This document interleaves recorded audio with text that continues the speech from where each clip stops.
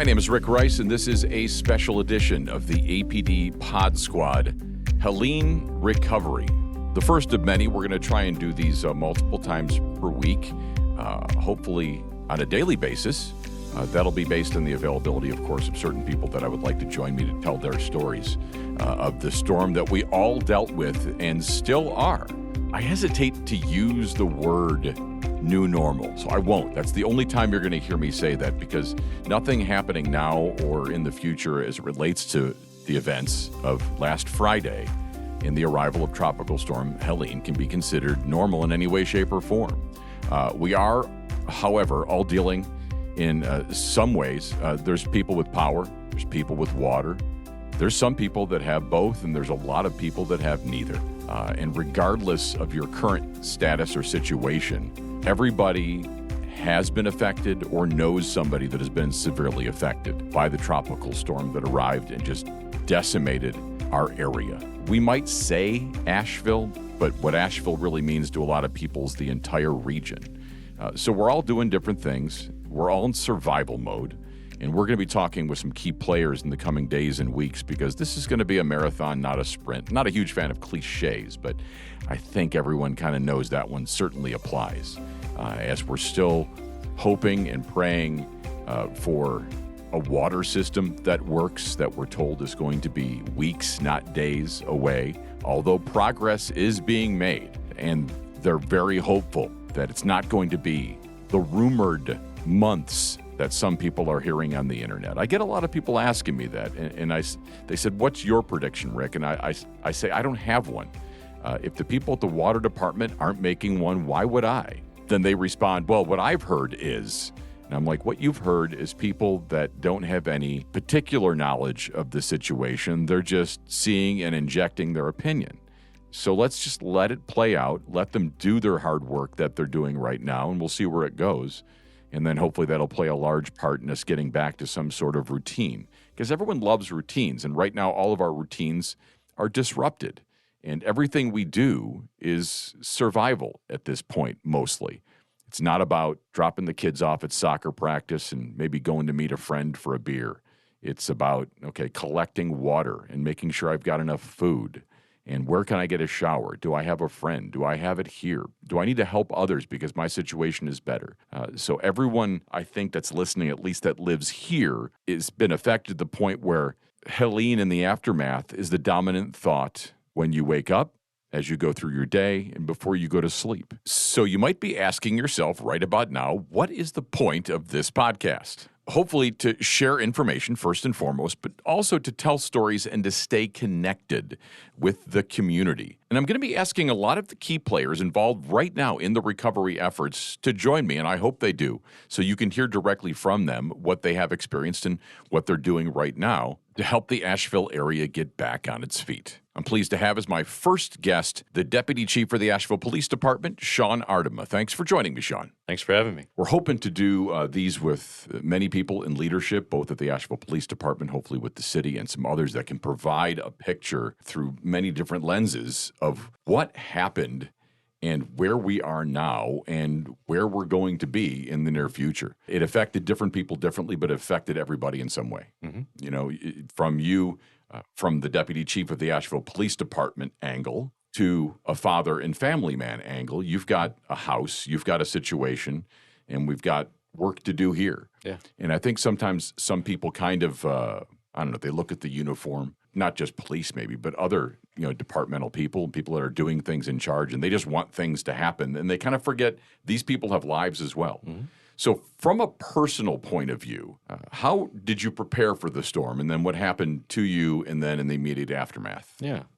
So those of us in the area were aware that, a day and a half, 2 days before the actual tropical system moved through, we had a pretty significant rain event. Mm-hmm. That one was predicted well enough in advance to where my wife and I were able to make some preparations at the house, but got a lot of water, had a little bit of flooding in the garage. So, we were hoping that was going to be the worst of it. But, as we and a lot of other people found out, the worst was yet to come. Mm. Friday morning, like everyone else, the wind started blowing, rain started falling again. Our power went out around 5:30, 6 a.m. Friday morning. the height of the storm hadn't even arrived yet, but I just knew deep inside, like, this is going to be a big thing. Yeah. So I got up, woke my wife and son up, told them, hey, I got to go. And, left my wife and son at home alone to kind of brunt the last half of the storm alone, which fortunately they're safe. House is safe. But yeah, that was in the back of my mind the whole time is, I have to leave them there and come in and do what needs to be done here. I've seen them a lot lately around around our headquarters. Yeah, well, like a lot of people that sometimes don't have power, don't have water, don't have whatever. We're fortunate here within our building to have power, not water. Nobody has water. So if you think, we're up here on this top of the mountain thing and we've got all the services available to us, we don't have it here either. We are fortunate to have power so we can do our jobs. Yeah. I mean, we're much more fortunate than, my family and the Asheville Police Department to a certain extent than a lot of people in our community, in that the headquarters building never lost power. Mm-hmm. We've actually maintained access to the internet as well. At least, early on, it was, the hardwired devices. So into the actual wired network. So we had some communication with the outside world. From day one, we've kind of encouraged people to bring their families in because, it is, in addition to a headquarters building, it's kind of been a shelter and a haven for a lot of police department families since that day. Certainly has. It's something that I've tried to explain to friends, to people outside of town more than here. And they're like, how did this happen? Why was it so bad? And what I don't think people understand was the storm before the storm, which you alluded to. Yeah.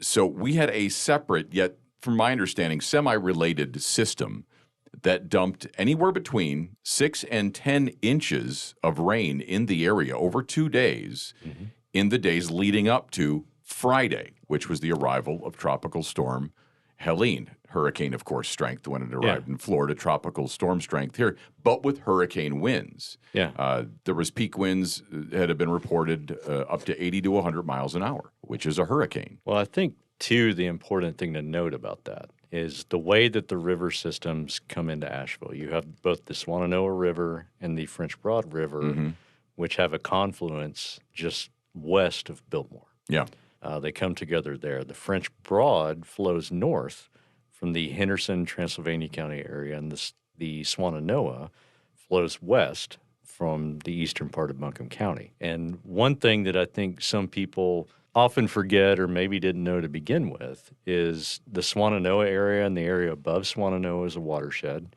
and the area of Transylvania County, Brevard region is a watershed for the French Broad.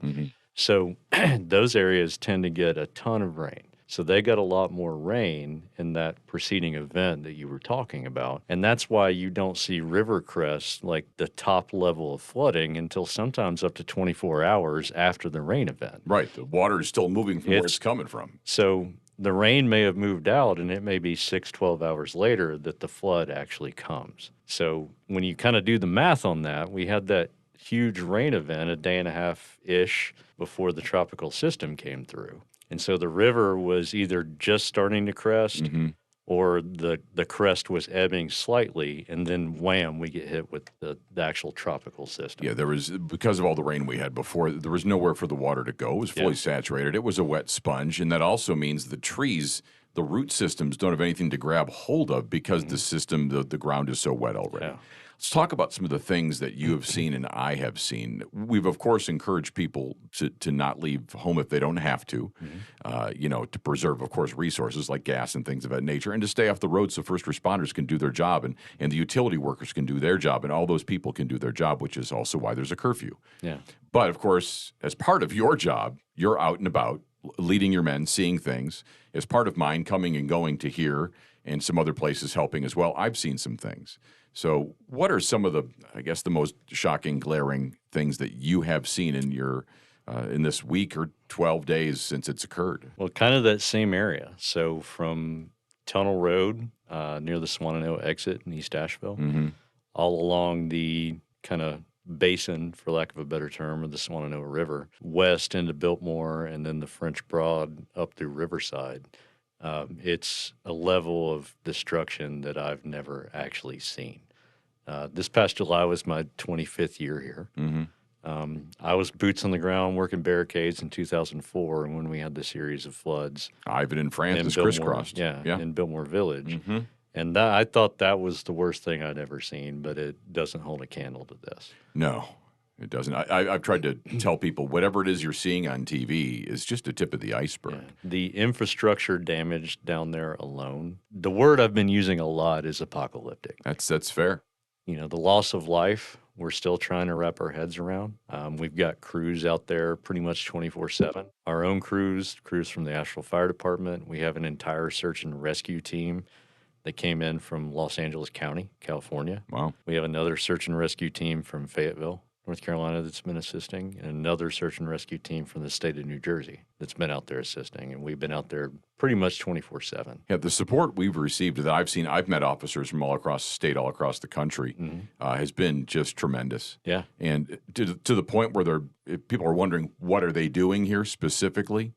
Well, over the weekend, I can give a shout out to the Holly Springs Police Department as they assisted in a very good arrest. Yeah. People that were trying to take advantage of businesses and individuals that were not there. They're in looting, so they're trying to get some copper pipe and things of that nature. And the fine men of the Holly Springs Police Department saw what they saw, and with their cop brains and eyes, they saw something that looked suspicious, and of course immediately contacted the Asheville Police Department, who assisted and arrested 3 individuals, which also happened to have a good amount of drugs on them, in addition to the copper piping and things they tried to steal. So that's just one example of the hard work that they're doing. I think the biggest shock to me of what I've seen with my eyes was I think it was probably Saturday when I was coming in and coming down 240 through West Asheville, people that know that stretch, and the Amboy Road exit that heads down to the park down there. The water was as high as the exit top, the top of the ramp. It was almost cresting and approaching 240. Yeah. And if you know that area and you've taken that road before, you've got to look down quite a ways to get to what is an RV park down below there. It's like a 20 to 30 foot drop to get down there. That gives you an idea how high the water is in a river that is traditionally less than 2 feet deep on average through that stretch. 2 feet. Yeah. And it was almost 30 feet. It's hard to imagine that even happening. How's that possible? It's just... I'm just so thankful. The Asheville Police Department provides services to the community 24 hours a day, 7 days a week. So we had an entire team of patrol officers out that night and into the next morning when the flood waters crested. And I'm just so thankful that all of them are safe and weren't swept up in that. There's some jurisdictions around us that weren't that lucky. Yeah.